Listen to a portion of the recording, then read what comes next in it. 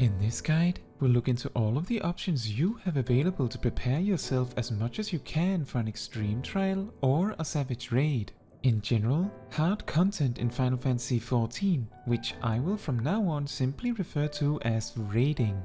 We will start with more widely applicable preparation such as gearing options, and then narrow down to more and more specific things, ending on tips and tricks on where to go to get into hard content. Shockingly, it is not easy. Now then, let's start with a bit of a surprising subject. What role, and by extension, what job would you like to play when raiding? While you may have a specific job as your main that you play for everything you do in Final Fantasy XIV, this does not have to be the same job you use for savage raiding. There can be many different reasons for having a different raiding job from your main. For example, your main's job rotation might be complex or difficult to perform while also doing really difficult boss mechanics. Or your job might be very popular, or conversely, very unpopular. Very popular jobs can find it difficult to find groups in the party finder to join, as every group already has one. Unpopular jobs, on the other hand, can occasionally find trouble being allowed to stay in a group. But it is important to underline that all jobs are completely viable and that it is the group leader's mistake to remove you in these cases. Another reason could be that while you enjoy, for example, playing Scholar while doing dungeons and easy content because of the impact of your fairy's automatic healing. However, once you get to optimizing in difficult content, you might prefer White Mage, for instance. Finally, if you're joining a static, an actual raid team to play with on a regular basis, you might sometimes run into the issue that there are multiple players that want to play the same job or role. And that means either they or you might have to switch. Keep in mind that a raid team should have at least one of each of the 5 recognized roles, as each of them merely being present gives everyone a slight stat increase. The roles are Tank, Healer, Melee DPS, Mage, and Ranged Physical, with Ranged Physical covering Bard, Dancer, and Machinist. In addition to that, for each duplicate job in the team, your limit break will charge slower, which can sometimes also be a problem. For all these reasons, it is important to think a lot about what job you want to play before you start raiding. To use a personal example, I really like playing Black Mage. However, if you were to ask me to join for a Savage raid, I would probably be much more likely to use Summoner, simply because it has a far easier time learning to deal with boss mechanics due to its more mobile rotation. Now, moving on to the next subject, gearing options. If you plan to raid, it is a good idea to make sure your gear is as great as it can be before you start. Depending on when in an expansion or raid tier you are, you may have other options. What options exactly I describe in far more detail in this other video you can see in the top right corner or the description. Now, for preparing your gear, you may have access to options like Alliance raids and normal raids for easier content. However, for more readily available options, we look to the 3 currencies you can use to directly purchase gear. Money! And your 2 non-poetic tomestones, one being unlimited and the other having a weekly limit. The absolute minimum once a raid tier is underway should always be to try and bring a full high quality crafted gear set, and if the current tier's Alliance raid is available, that means you can also use the unlimited tomestones to upgrade the same crafted gear. Beyond that, you can use the tomestones with a weekly limit to purchase a little bit of gear every week. Often these in their augmented forms are part of the best in slot sets.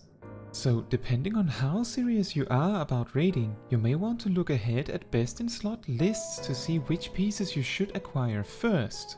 In the first week of a raid tier, making the best of the gear you already have from the previous tier may be the best for your wallet, since crafted gear tends to be very expensive right around this time. If you have multiple pieces at the exact same item level, this allows you to optimize your set some more. For example, if you want to play a red mage, prioritizing gear options that don't have spell speed on them. On the other hand, because Black Mage and Summoner benefit better from spell speed, they have more open gear options so you can focus more on getting the pieces with the stats you do want, rather than avoiding those you don't want. If you only have one option available to you, however, then the item level tends to be the biggest factor in your damage output. So, if you can acquire a full set of crafted gear, or indeed an augmented crafted set, then you should be at a decent starting point, regardless of stat priorities. Speaking of which, your next step, if you've not done so already, would be to familiarize yourself with your job's preferences in properties or secondary stats. The broader understanding of how stats work in Final Fantasy XIV I have covered in a separate video that I have linked in the top right and in the description, so I will assume you understand how the different stats work. Here I have listed some commonly known stat priorities. However, these can sometimes change between patches or raid tiers, or even in the same tier due to new discoveries. So, it is always safest to try and check communities for the most up-to-date information. Keep in mind that best in slot lists can sometimes have a lot of math behind them, like for instance recommending certain amounts of a stat that your priority otherwise would suggest is bad because of some specific interaction. It could even be because the maximum item level options you have don't offer you an alternative. Because of this, certain choices in best in slot lists can be ignored until you have the full set, as they are, in fact, only the best in slot options when all put together. These options include both unusual materia choices and strange food buffs. As such, when you don't yet have the full best in slot set, you may benefit more from understanding the general goal of your job's stat priorities, like understanding how much speed you want and why, and then work from there until you have the best. Since your starting gear options tend to be very limited at the start when you get into raiding, the main way your stat priority will play in will be in what items you look to purchase and later upgrade for weekly tomestones, and which gear drops you care more to get first, and then, of course, materia. If you're not entirely sure how materia works, I have made a separate guide on this, once again linked in the top right and in the description. Anyhow, since every piece of equipment you have tends to fit at least one, if not two materia, that gives you quite a lot of power to customize your gear, both in adding more raw power to it, but also in compensating for suboptimal stats on the pieces you were forced to take due to limited options. Additionally, if the current tier's alliance raid is not yet out, another way you can boost your crafted set is to overmeld it, giving it even more stats to work with. This can, however, be extremely expensive, so only do this if you feel that you can afford it. When raiding Savage content, it is a very good idea to show up in a gear set that has all of their materia slots filled out, at least the regular melds. It shows the other participants that you have done what you can to make the most of what you have, and this can even make other players more lenient on mistakes you might do. Just make sure to reference your stat priorities to ensure you get the right materia. Besides, when doing any content where your gear is not synced down, the materia can help you gain several % more damage output. I'm sure you will be able to feel the difference. Another way to prepare that I would suggest you should always do when savage raiding is getting a relevant food buff. Every raid tier has meals that match the raid tier, and you should always bring enough high quality food to keep the buff active for the full raid session. This means 90 minutes, meaning at least 3 of the meal you would like. As you enter the raid instance, either immediately take a munch out of your meal stack, or wait until a raid pull timer is initiated if you prefer. Then make sure your buff will last at least a full attempt, and if it won't, make sure to eat more to extend the buff. Food buffs last up to 60 minutes, and eating the same buff again will extend your current buff with 30 minutes. Now, the tooltips on food can sometimes be a little confusing, so let's talk about that. Let's use this pumpkin pottage as our example, a popular raiding favorite for our current raid tier, Asphodelos. The food buff of the pumpkin pottage increases your determination, vitality, and critical hit by 10%. However, it will grant at most 90 determination, 93 vitality, and 54 critical hit. This means that if your determination is at 800 as you are, it will grant you 80 determination, 10%. But if your determination instead was 1000, it would only grant you 90 due to the upper limit. When progressing and learning a savage raid boss, often the damage you do is not the biggest factor, since you need to survive the damage the boss does to you first and foremost. As such, the most important part of the meal is that it increases your vitality by a very significant amount. Now, all of the relevant food buffs grant the same amount of vitality, so this is not a factor you need to keep in mind. What you may want to keep in mind is that occasionally a job may have a weird stat priority or best in slot list, because the best food they have access to has a certain upper limit on the best food it could make use of. For example, if you play a spell speed heavy black mage, you tend to have a very low priority on critical hit, and if gear allows it, you might genuinely have nothing more than the absolute base amount. But what if the food that grants the biggest spell speed boost also happens to grant critical hit? In that case, you would benefit more from getting a little bit of critical hit to make the most of this. This is an important factor to consider when looking at best in slot lists or food recommendations, but I can safely say that typically, if you're using a certain food buff, you want to have at least enough of the stats it boosts to get the full value out of it. In this Black Mage example, you would probably use some materia to hit as close to the upper limit from the food buff as you can, and nothing more than that. Now, while food buffs can also help you in easier content, tinctures or burst potions are far more expensive to keep up on a regular basis, but can be the deciding factor between a kill or a wipe. While food buffs give you some vitality and a boost to your secondary stats, tinctures give you a 10% boost to your primary attribute, effectively enabling you to directly boost your damage output by several percent for a very limited time frame. A tincture only lasts 30 seconds and also takes enough time to use that you should only ever use it either just before combat starts or between instant attacks. It effectively takes just as long as double weaving. I have a separate guide on the concept of weaving among other things. Due to their nearly 5-minute long cooldown too, you only get to use somewhere between 1 and 3 of these potions per fight. So it is important to make the most of them by using them during other buffs and cooldowns, and preferably not at a time where the boss might prevent you from getting the most out of them. When preparing for a raid where you have yet to see the end rage of the boss, in other words, you have not yet beaten every mechanic the boss has, and so not proven that more damage would make the difference.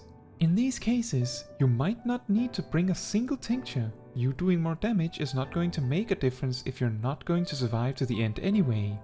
However, once the boss is learned and you start to look for the kill, you should make sure to have at least 3 tinctures per attempt. With an about 5-minute cooldown on tinctures, you may need to bring around 20 tinctures for a single 90-minute session. I would recommend just bringing plenty. Make sure it is the most recent raid tier's tinctures, and make sure they are high quality, and that they match the stat that you need. Tanks typically should still use strength. Vitality tinctures will not boost your damage, and better management of yours and your team's defensive cooldowns tend to be a far better solution anyway. Now, with your gear and your inventory in order, it is about time to think about the boss. Make sure you have a decent grasp of your job's combat opener, and depending on how long it is, you may sometimes need to consider the specific boss's mechanics. How long does it take before the boss does the first mechanic that you may need to actively interact with? I can highly recommend practicing your attack opener either at any good old striking dummy or do it in Stone Sea Sky, as that allows you to reset more quickly if you make a mistake. It also allows you to test your damage potential against the specific boss fight you're about to enter for. Once you have your opener, and hopefully your general rotation somewhat down, it is time to learn the fight you're planning to do. If you're going with a static, make sure that you have all watched the same guide, as sometimes different guides can have vastly different strategies. If you're joining a random group on the other hand, it may be helpful to be familiar with at least 1 or 2 guides, preferably if they have different strategies. If in the party finder you see a lot of groups explicitly name dropping a specific strategy name, that is probably the one to learn. Depending on what region you play in, groups may prefer to distribute roles in different ways. I can only really speak for my own region, and I play on Chaos, where we tend to use a macro to paste a strategy and name which spot you want. My best advice here is that you should try and follow the system that is most common in your region. It is not worth it to try and teach a group a different region's method every time you join a group. It might also not leave a good first impression. Additionally, an important thing to keep in mind when joining groups from the Party Finder is to read their group descriptions. If you're just starting yourself, a practice group, especially one that explicitly states it is taking it from the start, is a far better choice than trying to join a group that is composed mostly of players that already cleared it. They cannot carry you if you don't know the fight. If you insist on not reading up on a boss fight before entering, doing a so-called blind run, it is also very important that you join groups of like-minded players, or at the very least let your group know. It is not very nice to join a group where everyone expects you to have done your homework and then not having done it.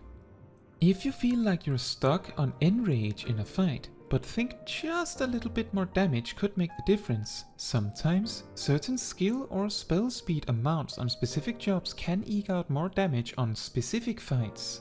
This often relates to boss mechanics that can get in the way of your rotation at crucial moments that work out better with different GCD timings. These things are always job specific, and sometimes these kinds of optimizations can boil down to things like other jobs in the same role slot simply performing slightly better on that specific fight.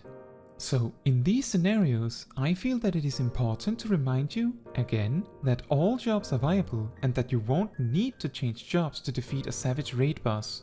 Although, switching may help you if you would prefer to do so. Just don't feel forced. Finally, let's round off by briefly talking about ways to approach finding a raid team. Of course, if you don't want to be in a dedicated team, you can always just join the random groups that appear in the Party Finder. But if you want to find a reliable team to play with, it can be difficult as a savage boss fight itself, if not harder. One way to approach it in-game is that sometimes raid statics will have a Party Finder group posted in the bottom of the list, where they state what they're looking for and what they do. You can always try an interview this way. Another way is through communities, Final Fantasy XIV Discord servers or forums, like for example the FFXIV recruitment subreddit. I will not claim that I know what is best, and I know for absolute certain that I am not the first person to suggest these options, and the success rate of all of them vary from person to person. But it is nonetheless a starting point. Getting into these communities can always lead you to even better options for finding groups. That is all for this video. Thank you so much for watching. I really do hope you found it helpful and maybe even inspiring, and if you did, you can like the video or subscribe to be notified when next I post a new video. If you prefer, I also post reminders about videos on my Twitter. If you have any questions or something to add, like maybe advice for other players new to Savage, please do leave a comment down below. Fun fact, an aspect you very likely will encounter quickly once you start Savage raiding is common code names for certain types of attacks. This means that an attack from the boss you're facing will be referred to as a completely different name than the actual attack. A particularly cruel codename is the Earthshaker, which is a player-targeted cone attack targeting 2 or more players at once, typically with a visual resembling an earthquake. Often these attacks are not named by the boss, so players have started referring to attacks like this simply as Earthshaker, regardless of whether a boss decided to name the attack or not.